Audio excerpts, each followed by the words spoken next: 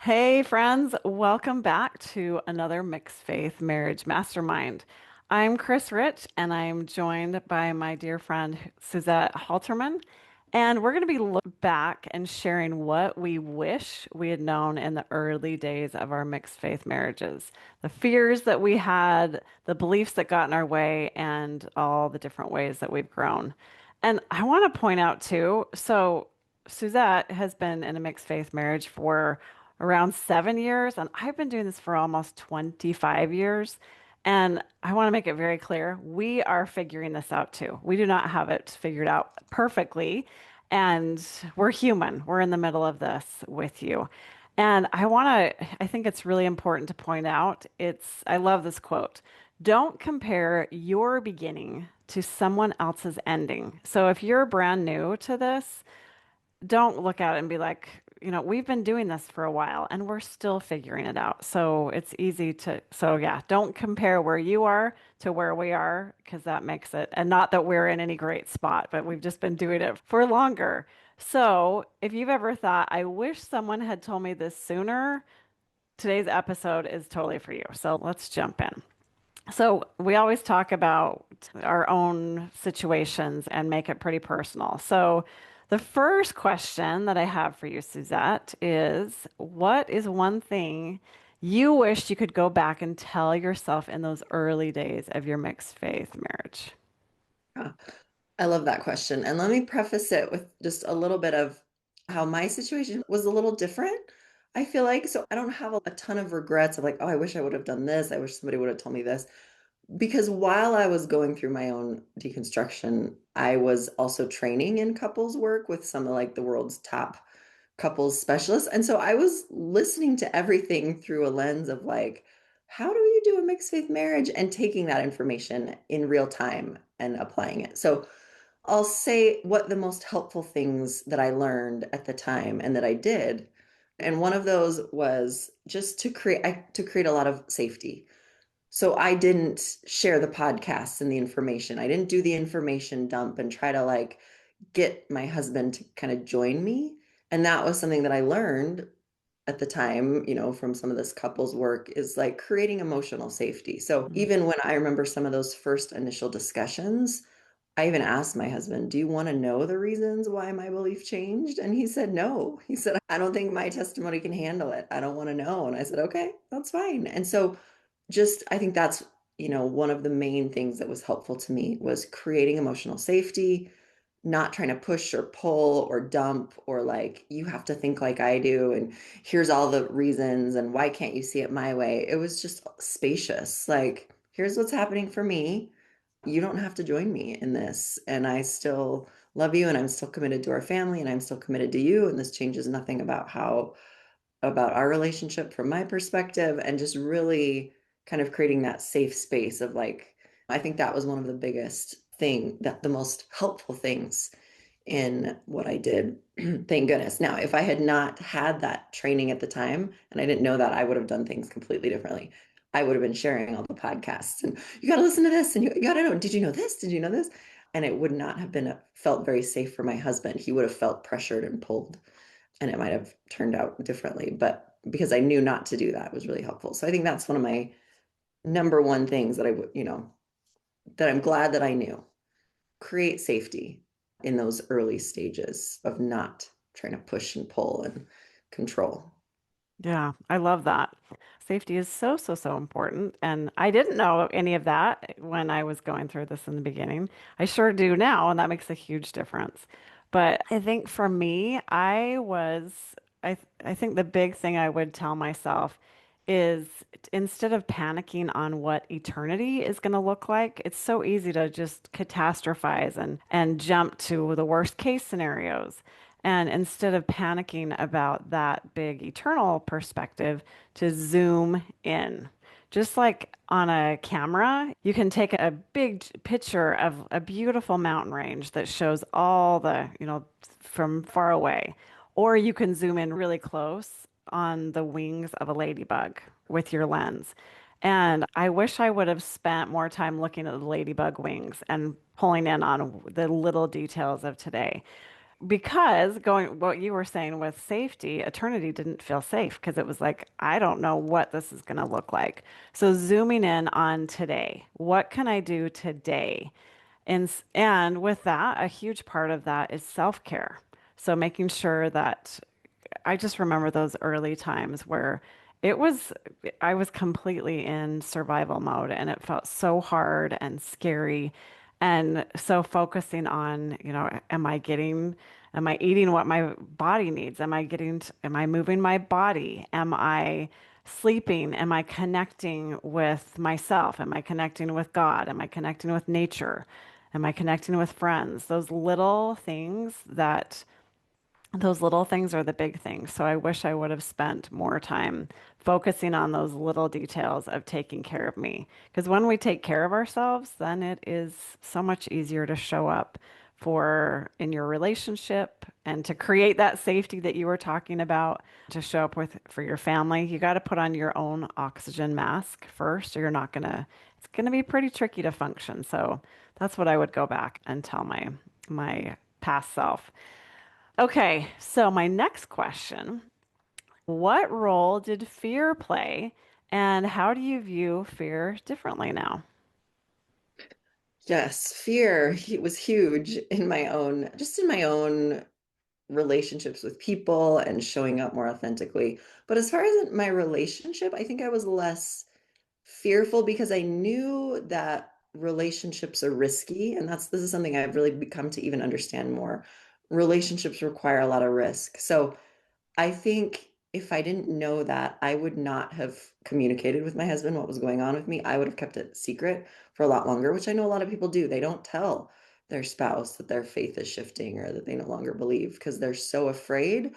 But luckily, I knew that you got to risk that. You got to risk being more authentic, that relationships are just inherently risky. So I remember just reminding myself of that. Like, I have to, this is risky, yes, but ultimately worth it for me to be able to be like, show up more as who I am in the relationship and have my husband know me and not be like keeping these deep secrets that, things have changed. So I think that risking in the relationship was easier for me than risking in other relationships and telling family. That kind of came much later. I really had to work on my own fear around people, what people might think of me, and kind of grow a tougher skin, a thicker skin to handle all of that. So, yeah, there was definitely a lot of fear.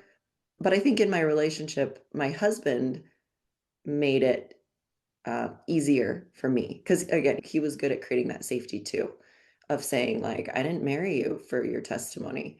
I didn't marry you for the church, So he kind of, and that helped me really feel safer. Like I could risk sharing just what was going on with me.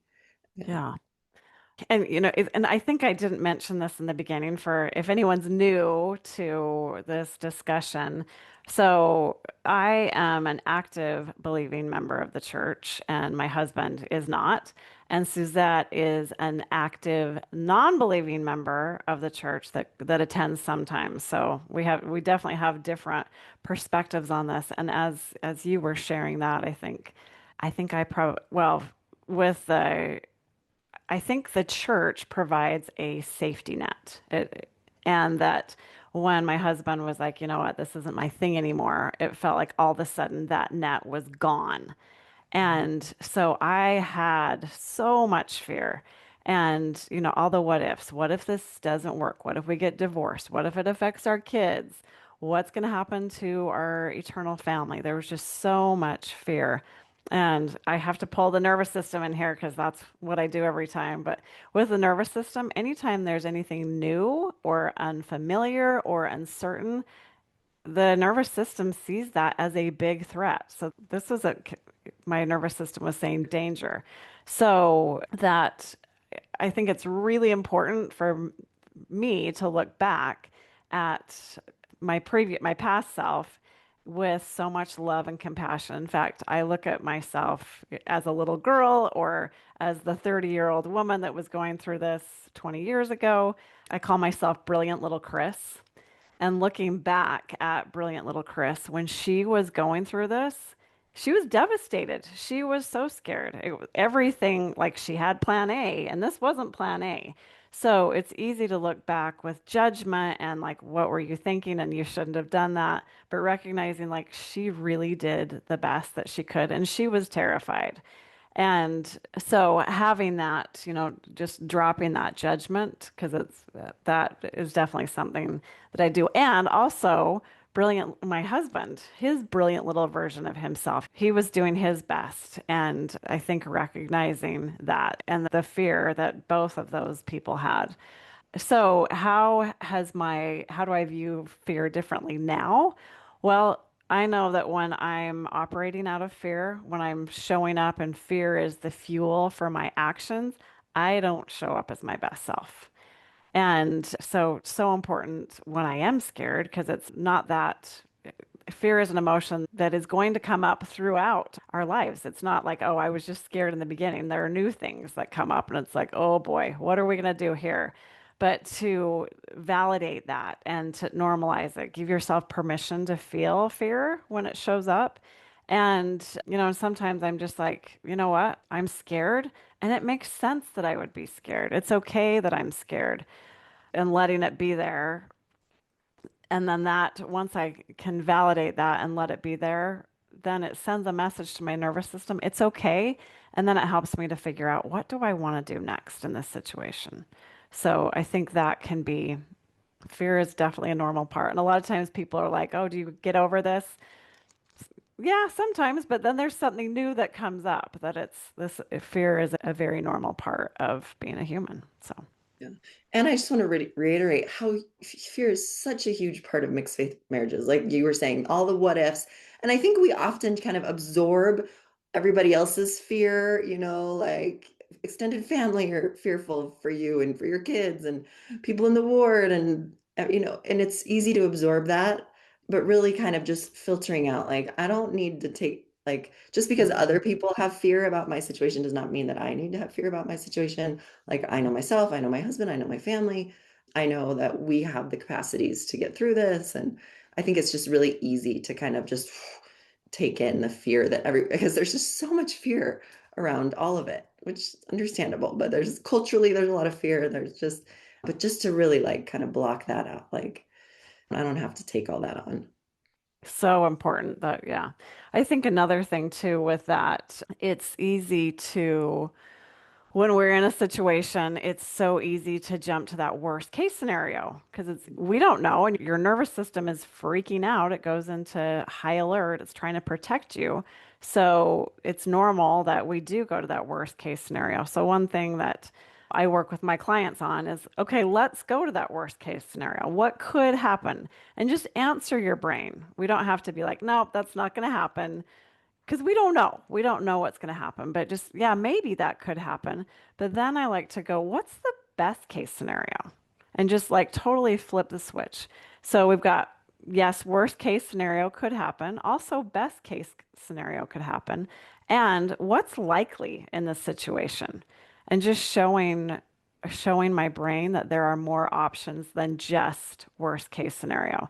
And sometimes that, I think there have been a lot of things that I was scared of that did seem like the worst case scenario that I have experienced. But and then also recognizing that I was capable of getting through that. I think a lot of times the worry and the fear is actually worse than the thing that happens. Not in every situation, but I noticed for me that there's definitely things where I was like, I would never be able to handle that. And now I'm like, you know what? I that did happen and it's okay. I made it through that. I think that's the biggest part. It's this developing that self-trust that you can handle it. I think we could do a whole episode on fear. Maybe we should at some time, Chris. But just that, like, okay, so let's say your fear is, oh no, my spouse has left the church. Now my or now my kids are going to leave the church. Well, that self-trust of like, and if they do, I know I will be able to just have a relationship and love them for who they are, right? Like, just get it kind of I think that's almost the antidote to all that fear is just that self-trust of, yeah, like you said, if the worst case scenario happens, I know I'm still going to be okay and I've got tools to get through it and I'll be fine. Yeah. I think the So important that, and I think it's hard to see that in the beginning. So we're obviously talking about that with hindsight, but it's, yeah, so important to recognize that. So just answering your brain, yeah, that could happen, and we're going to figure it out if it does. Okay, so my next question, what did you think was the right way to respond at the time that now you see differently? I think a lot of what my tendency was, we should be on the same page, right? But luckily, I didn't follow that. That the right way is that we should be on the same page. And luckily, again, I had all these like experts whispering in my ear almost as I was training. Like, you don't have to be on the same page. That is, it's just so normal. The right way in marriage is like, we are different people and we got to figure out a way to share our life together and do life together. So yeah, I didn't buy into that. We have to be on the same page and we have to think the same and we have to view things the same and we have to come to the same conclusions. So yeah, luckily I didn't do that, but that was definitely the pull that I could feel at the time. But I had better voices chirping at me to not. So What I about you? listened to the voices. And actually, I'm going to talk about that in a minute. But yeah, that's definitely a tricky one. So I think for me, I thought that there for sure was a right way. And it was like following the covenant path and holding to the rod and all those things that I thought that was the right way to respond at the time. And I was like, I dug my heels in so far that it was just like I was determined that this is what I was going to do and that I wasn't going to change anything. And I think there are probably some areas of my life where that did serve me well, that it's like, there are some things that I value that I did want to hang on to, that I was not willing to change. And there's some things that I didn't, that did not serve me well. I think I was definitely very black and white. This is right, that's wrong. And when we do that, it creates this one up, one down dynamic. And so there's a winner and there's a loser. And that's a tricky way to live in a marriage and to on either end, if you see yourself as the one up or the one down. So I think that was not so helpful. And I I think just this idea that I was right, he was wrong. I think it is important to ask the question, what does being right get you? And because we all want to fight, that we're right. But if you really think about it, all that being right gets you is a winner and a loser. I don't think that's what we're trying to create in our marriages. So now, how do I see that differently? I think one of the best things that I ever did and am still trying to do, I certainly don't have this figured out 100%, but give up the need to be right. Because what does that even mean?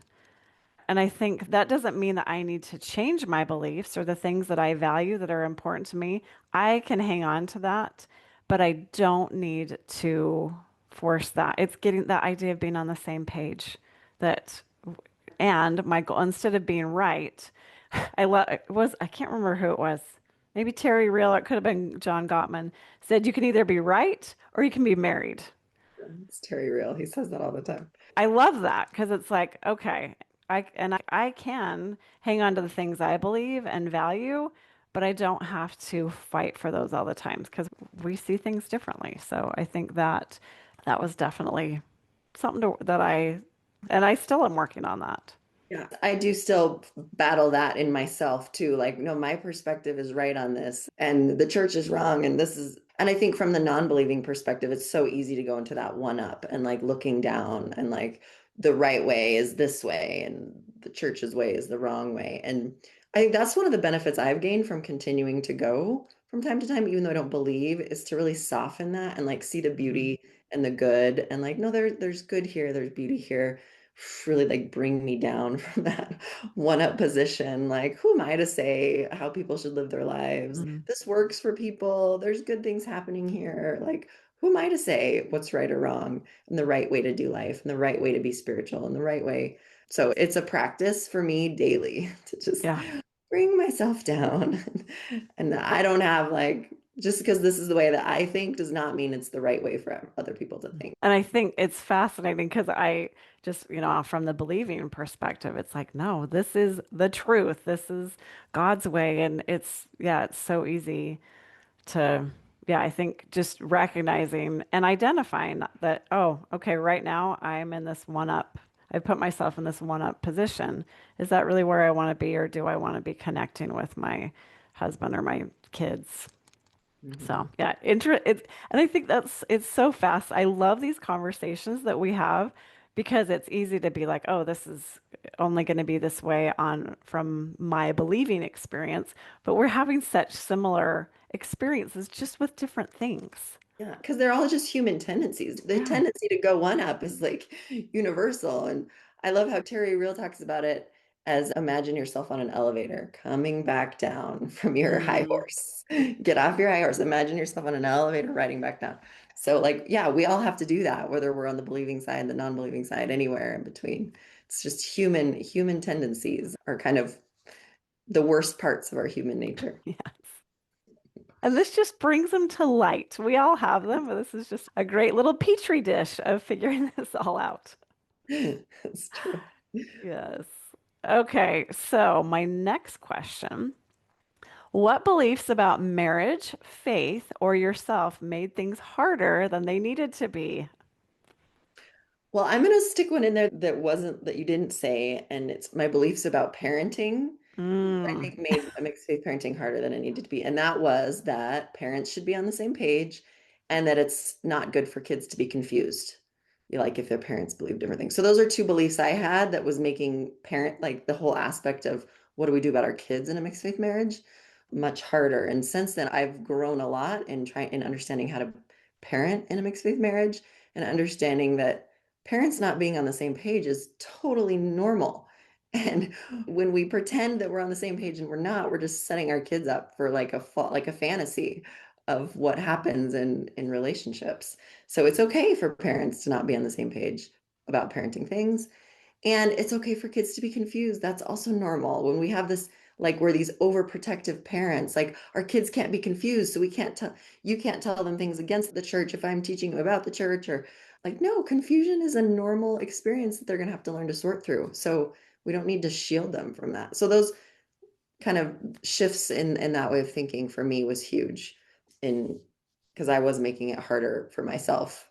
And the whole parenting aspect was such like a nervous thing for me and being able to just be like, it's okay. It's okay for them to be confused. It's okay that they know that we don't see eye to eye on these things. It's actually helpful for building their resilience. And I think too, just seeing like this is fascinating. Mom and dad have very different opinions, and hopefully we're modeling how we can do that with respect and love and kindness and that, yeah, because it's how often are you with people that believe and feel and think exactly the same way you do? That doesn't happen to me very often. Rarely. Yeah.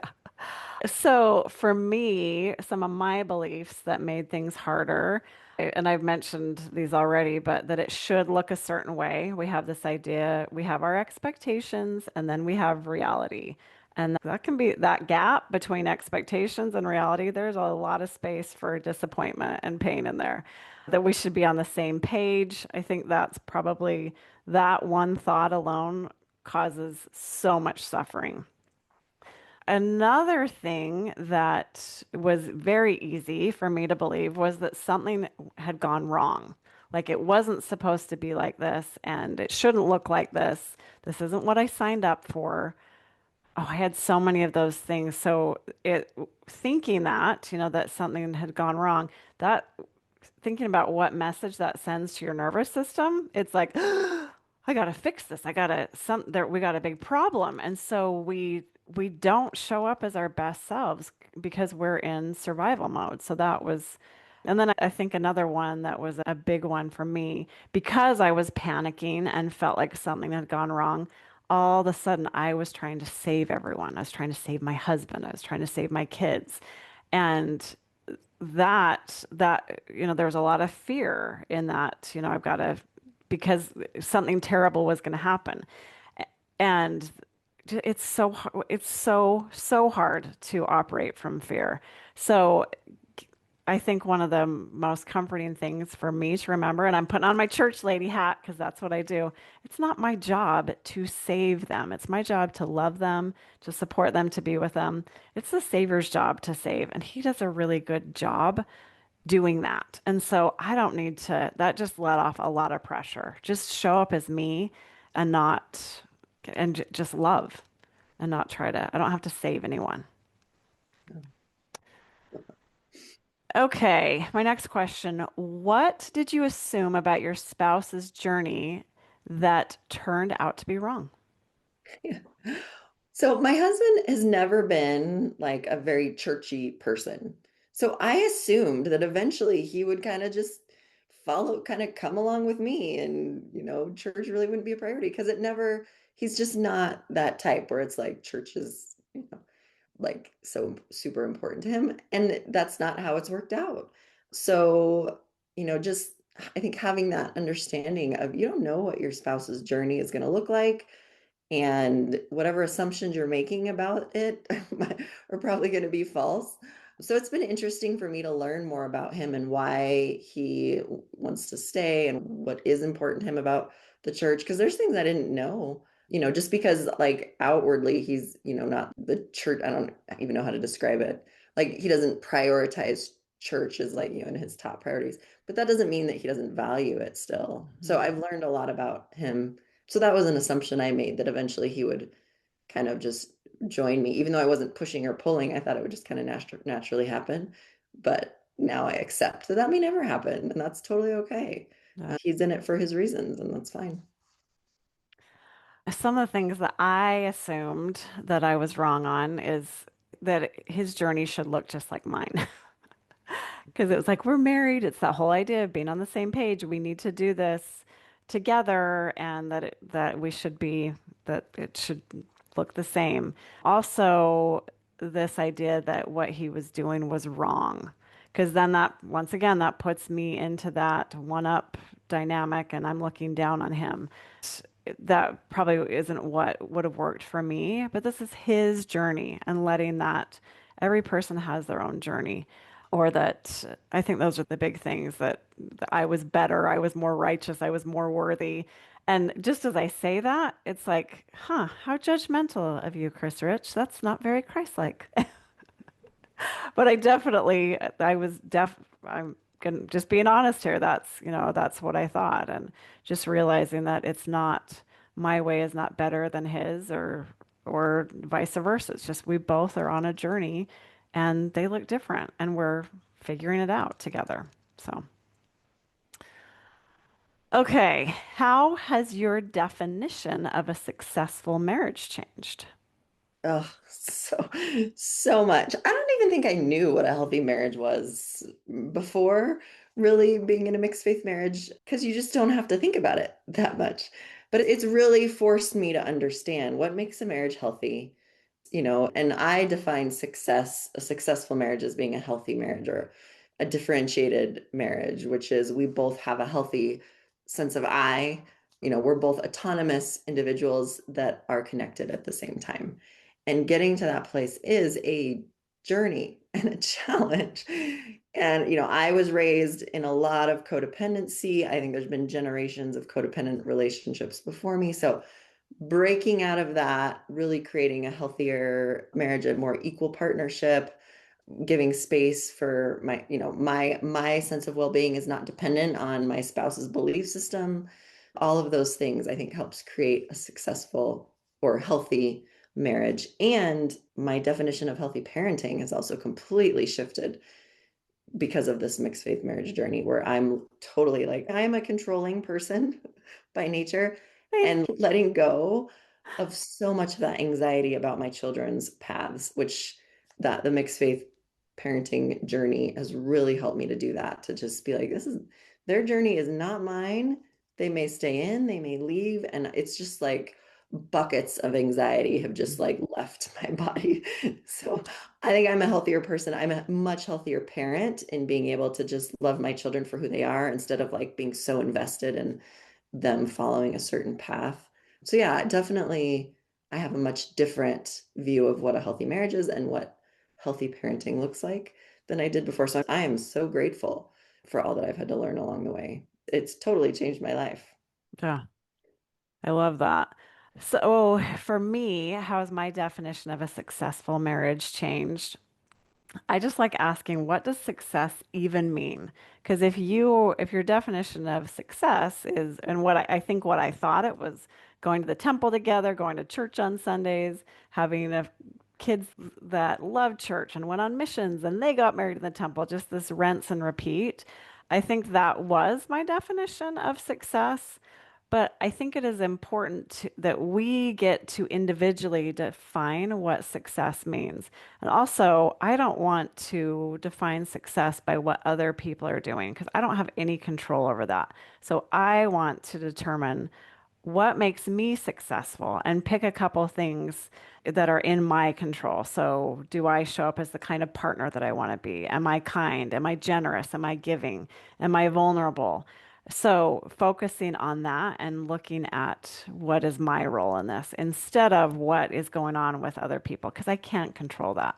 Also, from the family proclamation, it talks about, it says, successful marriages and families are established and maintained on principles of faith, prayer, repentance, forgiveness, respect, love, compassion, work, and wholesome recreational activities. And I love looking at that because is my family a church? Do we have a church-centered home? No. I have I do things my way, and my husband, my kids, they do it their way. And do we have forgiveness and respect, love, compassion, work? Are we hanging out together and having a good time together? I think there are so many of those things. It's like, yeah, we totally. Is it perfect? Just sometimes we don't get along. We have a very normal family with ups and downs. And I think looking at that, so many of those things, yeah, we are a successful family. And sometimes it looks good and sometimes it's messy. It's that word brutiful that I often share, that families are brutiful. They're beautiful and amazing, and it's brutal. So, is that a successful family? Yeah. I was on an interview with Richard Osler a couple years ago, and I shared my story. And at the end, he said something that I will never forget. He was like, Chris, this is the most beautiful love story. And I was like, really? And I've thought about that, and I'm like, yeah, this is a beautiful love story of how things look so different, and there's plot twists, and there is a lot of love in there. And yeah, so I think it's so important to look at what does success mean.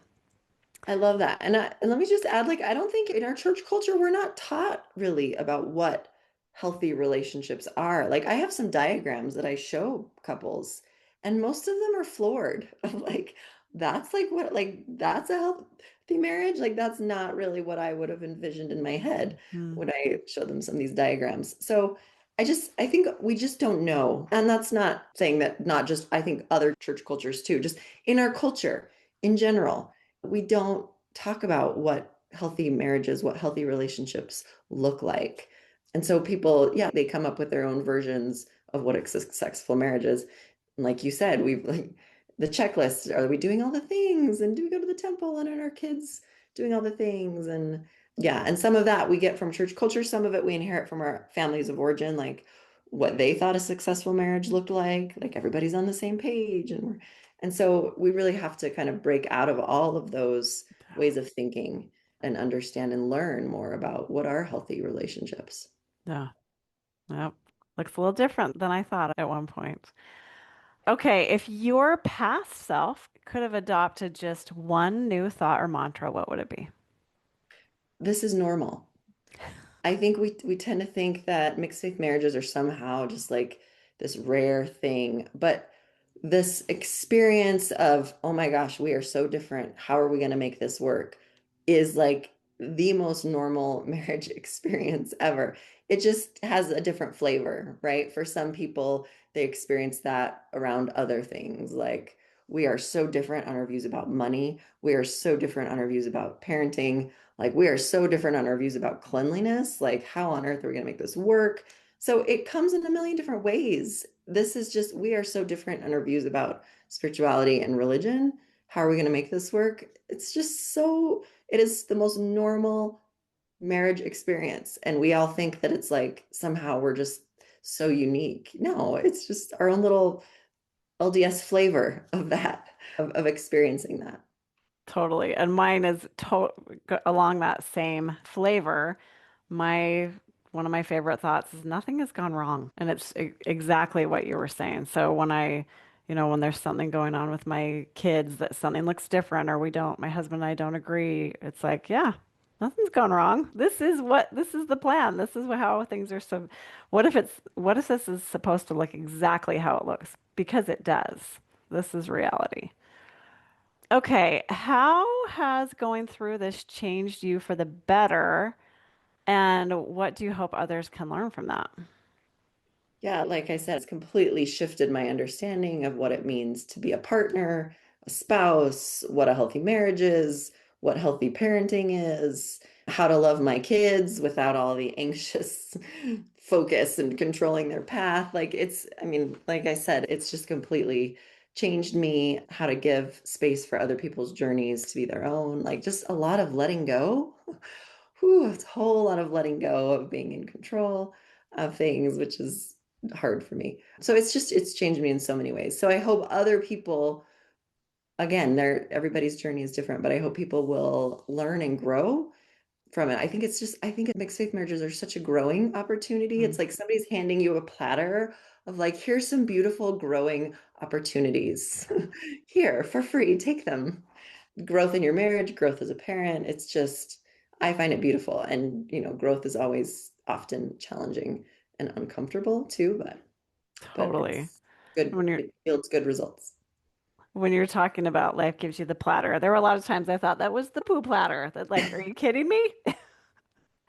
In fact, I have a quote that I love. What if this is your greatest gift for growth? And I feel like it definitely has been for me. Not long ago, I was studying in Come Follow Me, and there was the question, who are the people that have brought you closest to Christ? And I was, thinking about this, and there were the people like the leader, specific teachers or leaders or, specific people that so churchy. And I was like, to be honest, the people that have really brought me to Christ are my people because I've learned I'm a totally different version of myself than I was. And I didn't expect this. I didn't expect that this was going to be the way to help me become more of who I wanted to be. And I like I like this version of me a lot better. I'm striving to be more Christ-like. I'm more tolerant. I am not so black and white. I'm a much better listener. I'm more curious. I'm less judgmental. I notice people in the margins. I'm more of an advocate. I feel like I am coming closer to Christ because of this experience. Am I perfect? Do I have it all figured out? Absolutely not. But I feel like this really has been one of my greatest gifts for growth. And would I have seen that 25 years ago in the beginning? Could I have gone back to my brilliant little Chris Rich and said, this is just going to grow you? I probably would have punched me in the face if I would have said that then. But I think looking back now, I'm proud of myself and I'm using my experiences and my gifts and my talents in a way that only I can. And you're doing the same thing in your relationship. And I think it's actually a beautiful experience that I would not have seen it from the beginning that way. And can I just add, since we both mentioned like the growth, like growth is often slow and you don't notice it, like you said, until years later, and growth comes in seasons. Just think of like trees growing and or plants growing and it's seasonal growth and it's sometimes slow and you just don't notice it. And then you're like, oh wow, that there was a lot of growth when you look back. So Yeah. yeah, don't be hard on yourself if you don't notice the growth happening right now, or it feels painstakingly slow. That's okay too. Yep. Yeah. And there's lots of that. Okay, so is there anything else that you want to add? No, I think I don't think so. I think those were great questions that covered it all.